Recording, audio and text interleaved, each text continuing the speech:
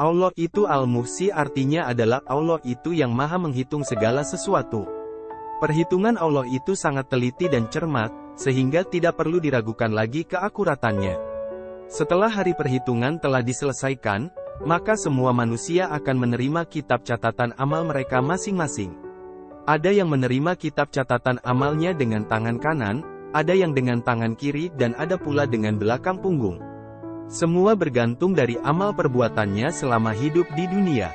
Setelah itu manusia akan ditetapkan oleh Allah apakah ia termasuk orang bahagia yang dimasukkan ke dalam surga, atau termasuk orang celaka yang dimasukkan ke neraka.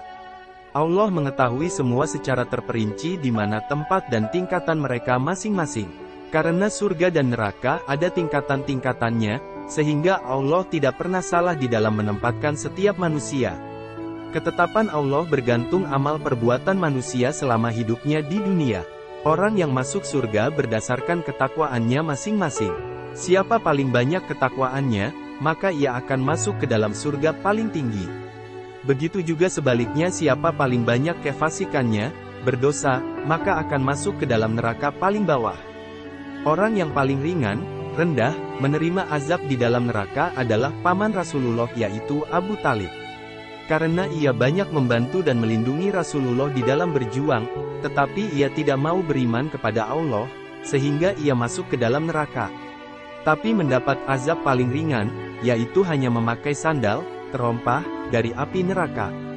Walaupun ia hanya memakai terompah dari api neraka, tetapi otaknya mendidih.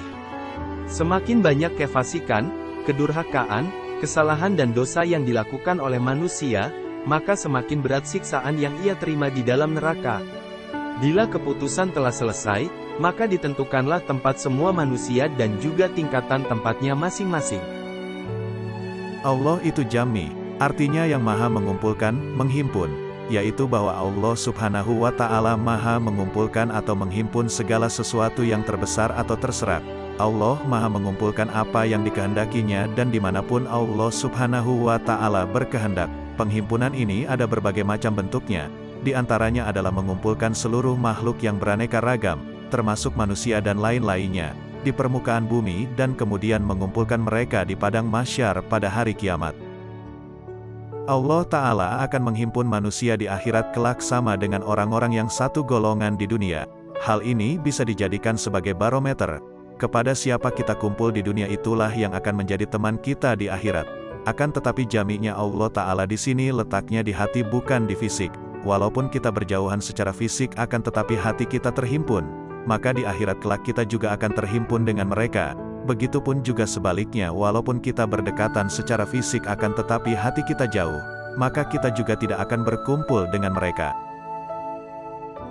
Oleh sebab itu apabila di dunia hati kita terhimpun dengan orang-orang yang selalu memperturutkan hawa nafsu, maka di akhirat kelak kita akan berkumpul dengan mereka di dalam neraka, karena orang-orang yang selalu memperturutkan hawa nafsu tempatnya adalah di neraka. Begitupun juga sebaliknya apabila kecenderungan hati kita terhimpun dengan orang-orang yang beriman, bertakwa dan orang-orang soleh, maka di akhirat kelak kita juga akan terhimpun dengan mereka, karena tidaklah mungkin orang-orang beriman hatinya terhimpun dengan orang-orang kafir dan orang-orang kafir juga tidak mungkin terhimpun dengan orang-orang beriman.